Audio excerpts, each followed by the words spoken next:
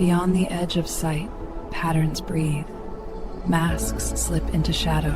Threads of light bind every soul. The unconscious speaks in shapes of dark and gold. When we turn toward it, the universe looks back. Something has changed inside you. At first it was subtle, almost invisible. A quiet change in the way you see the world. The conversations around you began to sound different. The smiles seemed rehearsed. The praise had a strange weight, and little by little, almost painfully, you began to notice something that most people never see. Patterns, not the obvious ones, the hidden architecture behind human behavior. You began to see fear disguised as love, control disguised as support, manipulation disguised as concern. And once you realize it, something strange happens. You can no longer pretend that you don't see it. At first you may have thought you were getting wiser, more aware, but instead of feeling enlightened, you felt something more. Dangerous. It is not dangerous to others, dangerous for illusion. Because when you start to see the hidden motives behind people's words, the hidden wounds behind his anger, the hidden fear behind his authority, you are no longer participating in the same reality. You're standing outside of it, observing the machinery, looking at the masks, watching the performance. And this moment, this uncomfortable awakening, was deeply understood by the psychologist Carl Jung. He described a stage of awareness where wisdom begins to reveal the hidden shadow beneath human behavior. Ancient philosophers and Gnostics called this wisdom Sophia, but Sophia was never meant to be comfortable. Sophia is a dangerous form of knowledge that dissolves illusions. Suddenly, the world no longer seems simple. You see contradictions, you see masks, you see unconscious forces driving people's actions. And with that awareness comes a harsh realization. Most people do not act consciously. They are acting according to their wounds. Their fears, his childhood shadows, their unhealed stories, and now you see it everywhere. But here's the paradox that no one warns us about. Seeing more truth doesn't always bring peace. Sometimes it brings loneliness.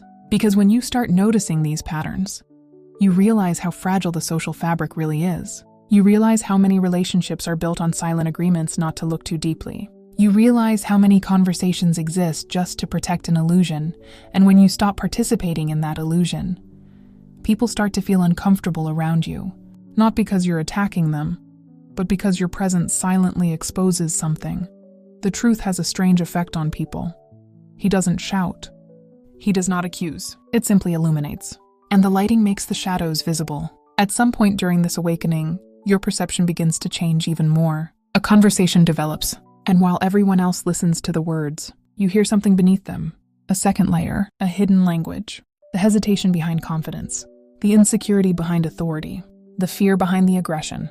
It almost feels like a psychic ability.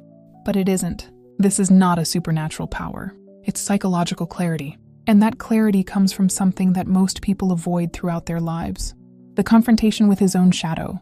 You can only see the darkness in others because you have first faced it within yourself. Once you confront your own jealousy, your pride, your insecurity, your fear, something remarkable happens. Your perception sharpens, not because you have gained power, but because you lost the denial. Human behavior begins to reveal its deepest architecture.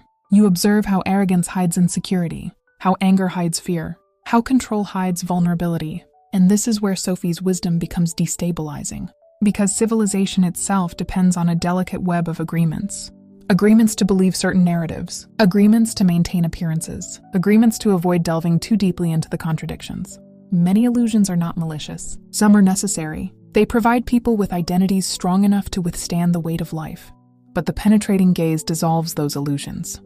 Not through rebellion, simply through awareness. And this is where the burden of the seer becomes real. Because now you live in two worlds simultaneously. The surface world, the conversations, the roles, social performance, and beneath it, the world of shadows, the unspoken motives, unconscious impulses, the psychological patterns that shape each interaction. You see both layers at the same time. But this awareness can become dangerous, because every true awakening eventually enters a difficult passage, a stage that we could call the dark night of wisdom. Here, three major dangers appear. The first thing is isolation. Try to explain what you see, but your words sound strange. People feel uncomfortable. Some accuse you of being negative. So eventually, you stop talking. You retreat into silence, under observation. in solitude, and at first this seems sacred. But wisdom that cannot be expressed slowly becomes poison. You become a silent observer of humanity, looking, comprehending, but no longer participating. The second danger is the opposite. Instead of retiring, try to wake everyone up. You challenge beliefs, exposing hypocrisy, reveal manipulation.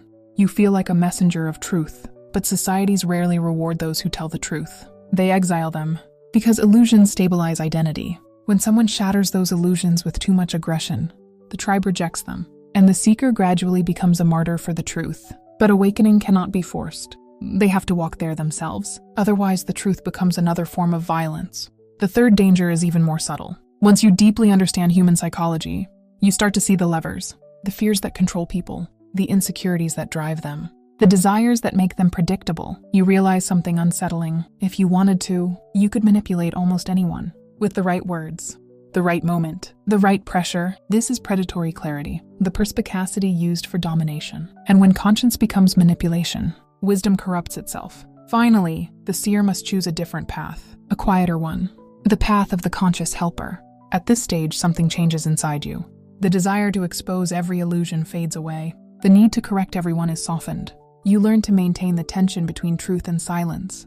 You see the shadow, but it's not necessary to mention it every time. You understand illusions, but you also understand why they exist. You begin to live with a more sophisticated awareness. You can participate in the rituals of the society without being asleep inside them. You laugh, you speak, you follow social norms, but internally, you stay awake.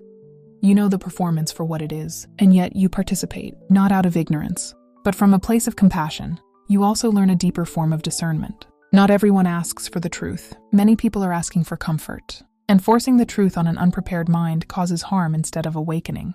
Thus, wisdom learns to listen more than it speaks, observing more than correcting, help only when invited, and sometimes the greatest revelation is knowing that not all truths need to be spoken to be known. But there is still another challenge that the seer must master. Seeing clearly is exhausting, because consciousness means constantly perceiving the underlying emotional currents, tacit tensions, hidden fears, psychological shadows.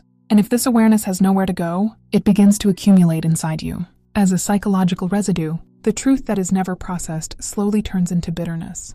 This is why highly perceptive people sometimes become cynical. Not because they're wrong, but because they never learn to let go of what they see. Wisdom must move, like a river. When consciousness flows through creativity, it becomes understanding. When it stagnates, it becomes a trial. This is why mystics throughout history have practiced forms of liberation. Writing, art, music, motion, nature. These practices transform perception into expression. They allow understanding to flow through you. Instead of remaining trapped inside you, you inhale the world and exhale the residue, so that the conscience remains clear instead of heavy. And finally, you reach the final realization. Your view is real. You're not crazy. Something in your perception has changed. But the test of awakening was never about gaining wisdom. The proof is in doing it, carrying it without becoming cynical, carrying it out without losing compassion, carrying it without letting the darkness you perceive in the world darken your own heart. Because the real question is no longer whether you will retain wisdom. That part has already happened. The real question is what wisdom will do for you. Will it make you feel bitter, or will it make you wise? Will it isolate you, or help you connect with people in a more conscious way? Will you be tempted to manipulate weakness, or will it inspire you to be more compassionate towards it?